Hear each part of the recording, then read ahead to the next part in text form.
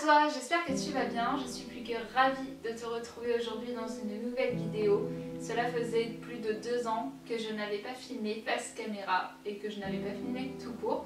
J'avais ce besoin de mettre ma chaîne YouTube de côté pendant quelques années, mais aujourd'hui, à ce stade, je ressens ce besoin de revenir, de filmer, de partager, de conseiller, d'être dans l'humain, d'être dans le concret et de pouvoir être en lien avec d'autres personnes face à une communauté qui pourrait être plus grandissante, je l'espère, dans les prochains jours, dans les prochaines semaines, dans les prochains mois, je ne sais pas.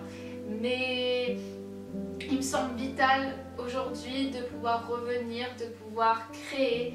J'ai cette envie vraiment de créer de tout mon cœur et c'est pourquoi aujourd'hui je réponds à ce besoin en revenant sur YouTube. Pour cette nouvelle vidéo, je souhaitais te parler de quelque chose qui me tient vraiment très à cœur puisqu'au quotidien je l'expérimente et je sais que je ne suis pas la seule. Il s'agit du contrôle. Le contrôle, ce mot que l'on a à toutes les sauces finalement. On a cette expression d'avoir le contrôle sur les choses, d'avoir le contrôle sur les événements, sur tout ce qui se passe de façon générale. Mais en fait, quand on y réfléchit bien, j'ai réfléchi plusieurs fois à cette notion de contrôle et je me dis qu'on est bercé par le contrôle dès notre plus tendre enfance. Dès l'école, on a des contrôles pour vérifier nos connaissances, nos compétences, nos aptitudes. Si on a une mauvaise note, dans ces cas-là, c'est de notre faute, soi-disant. On a le contrôle par les forces de l'ordre. Est-ce que nous sommes bien en phase avec la loi? Si nous commettons une faute, une erreur, c'est de notre faute, justement. Cela est de notre ressort. Nous avons le contrôle technique de notre voiture afin de savoir si notre véhicule est en bon état qui est donc assuré par nos soins en soi, puisqu'on va chez le garagiste pour prendre soin de notre voiture, pour s'assurer qu'elle est donc en bon état. En fait, ce contrôle permanent nous remet toujours en question puisque cela sous-entend que c'est nous qui avons ce pouvoir d'agir sur les choses, sur les événements. Et c'est pourquoi, en fait, quand on se retrouve dans une période de doute, de regret, d'échec, cette idée de contrôle, elle revient en ayant un impact sur notre confiance en nous et sur notre estime de nous-mêmes. Si j'ai échoué, c'est de ma faute parce que je n'ai pas assez travaillé. Si cette relation n'a pas fonctionné, c'est de ma faute parce que je suis trop ou pas assez. Si je n'ai pas obtenu cet emploi, c'est de ma faute parce que je ne corresponds pas aux attentes de l'employeur qui est en face de moi, etc., etc.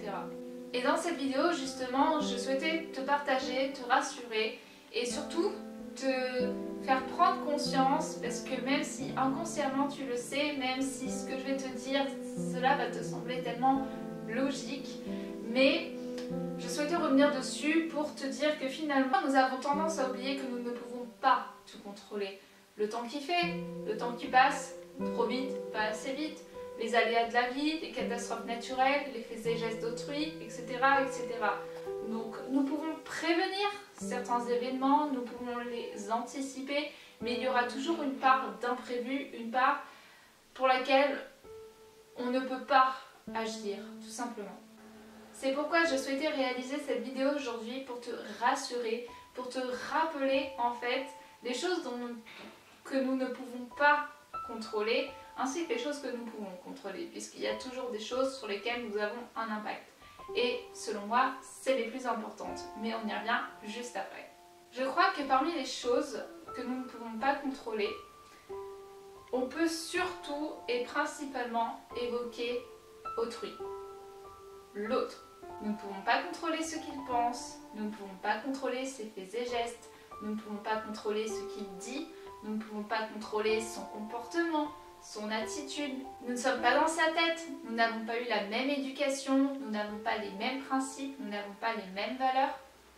Ce qui nous semblera normal ne lui semblera pas normal, et à l'inverse, ce qui lui semblera normal nous semblera sûrement anormal pour nous. Ainsi, et c'est là où je pense qu'il y a une part qui est très importante, c'est que je vous conseille et je vous dis d'être vous-même. Par exemple, vous avez peur de la critique, vous avez peur du jugement et vous avez un style gothique. Mais vous avez peur de vous assumer, vous avez peur d'exprimer ce style car vous savez que vous allez être jugé par l'autre. Or, on sait très bien que ce style ne plaira pas à tout le monde. Ce style ne plaira pas à tout le monde tout simplement parce que ces personnes-là n'auront pas été mises en lien avec ce style dès leur enfance. Cela donc ne leur parlera pas. Ainsi, c'est normal que cela leur semble étrange. Mais justement, ici, afin d'accepter la critique, même sans l'accepter, juste de la laisser couler, il faut que nous nous rappelions tout simplement que nous n'avons pas été mis en lien dès notre enfance, au quotidien, avec les mêmes choses. Donc en t'exprimant, en osant en fait montrer ce style gothique par exemple, tu seras peut-être jugé, mal regardé, mais il faut que tu te rappelles, il faut que tu prennes conscience que cela ne parle pas de toi, cela ne révèle rien de toi, cela révèle juste les goûts et les couleurs de la personne qui est en face de toi. Cela revient donc à exprimer que nous pouvons contrôler tout ce que dit autrui, ses faits et gestes, son comportement, ses pensées, ses croyances, ses perceptions, mais cela ne nous remet pas en cause pour autant. Ses expériences de vie, son éducation, ses principes sont tels que ses croyances donc lui sont propres et cela ne révèle pas quelque chose de nous. Il en sera donc de même pour ses limites, ses émotions, ses sentiments, ainsi que le pardon que la personne va accorder à autrui. C'est-à-dire que par exemple la personne va être trahie par une autre et elle va la pardonner. Et nous de notre côté on peut se dire mais pourquoi elle la pardonne? C'est inadmissible ce qu'elle lui a fait. Mais ses expériences de vie sont telles que pour elle, la trahison qu'elle aura expérimentée n'est pas si grave que cela. Et au contraire, elle va pouvoir ne pas pardonner une action qui nous semble totalement banale, mais elle n'aura pas été habituée à ça, elle, dans sa vie, ce qui fait qu'elle ne va pas accepter et qu'elle ne va pas pardonner.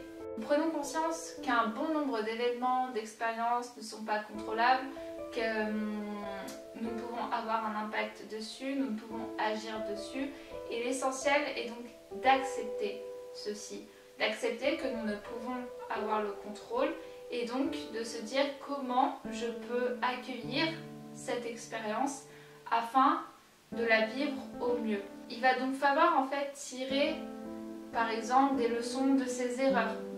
Qu'est-ce qui n'a pas fonctionné afin de pouvoir donc contrôler le futur pour agir au mieux et mieux vivre des expériences qui pourront être, on va dire, semblables. Il faut tout de même garder à l'esprit que même le futur, on ne peut le contrôler.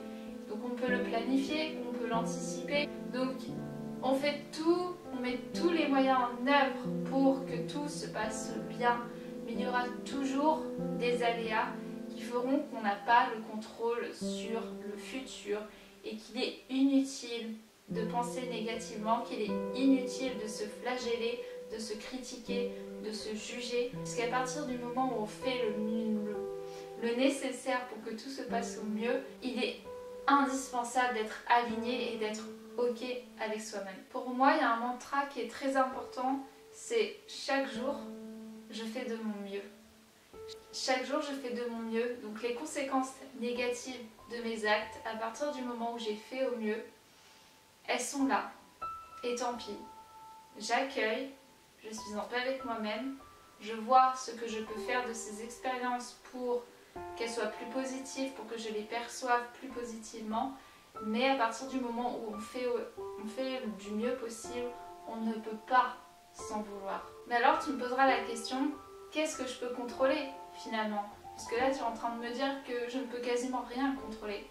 Mais il y a une chose que tu peux contrôler en soi, c'est toi-même. L'amour que nous acceptons de nous accorder, la bienveillance que nous avons envers nous-mêmes, donc l'amour propre finalement. Ce sont des choses qu'on peut contrôler, que l'on peut cultiver au quotidien à travers des petites actions concrètes, mais des petites actions juste de self-love. Nous pouvons contrôler la façon dont nous parlons et dont nous parlons aux autres, la façon dont nous pardonnons pour les erreurs que nous avons commises par le passé, puisqu'on est ok et qu'on se dit « je ferai mieux la prochaine fois ». On peut contrôler la façon dont nous nous traitons, dont nous nous percevons. Nous pouvons contrôler l'honnêteté dont nous faisons preuve et dont nous faisons preuve à autrui. Et donc concernant autrui, comme je le disais, nous ne pouvons pas contrôler ses faits et gestes, ses paroles, ses dires, ses pensées, mais nous avons le contrôle sur la façon dont nous réagissons à ces paroles.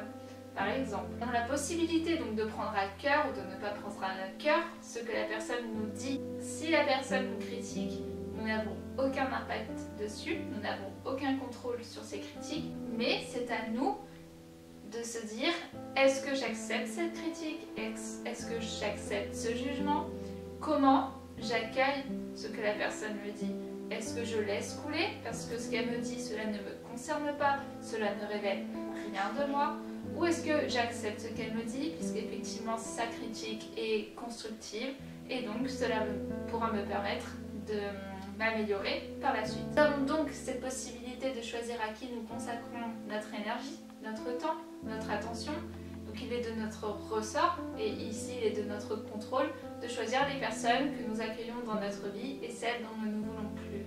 Les personnes toxiques qui rendent notre vie plus stressante, angoissante et dont nous n'avons pas besoin. Nous sommes donc en mesure de choisir les personnes qui auront un impact sur nos émotions, et plus nous nous rapprocherons de personnes qui nous ressemblent, plus nous nous rapprocherons de personnes qui sont positives au quotidien, moins nous serons jugés, moins nous nous sentirons mal, tout simplement parce que nous serons alignés. Nous avons le choix aussi de pardonner ou non aux personnes qui sont en face de nous, aux personnes qui nous ont trahis, qui nous ont fait du mal, afin d'être en paix, en harmonie avec nous-mêmes.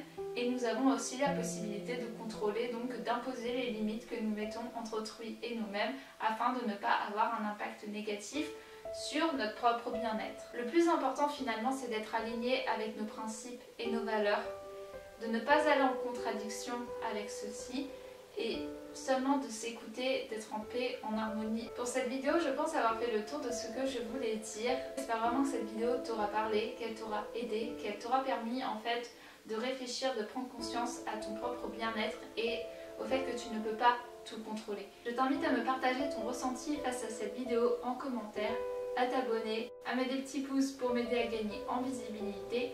En attendant, je te souhaite de prendre bien soin de toi, je te souhaite une très belle et douce journée et je te fais plein de bisous. À bientôt!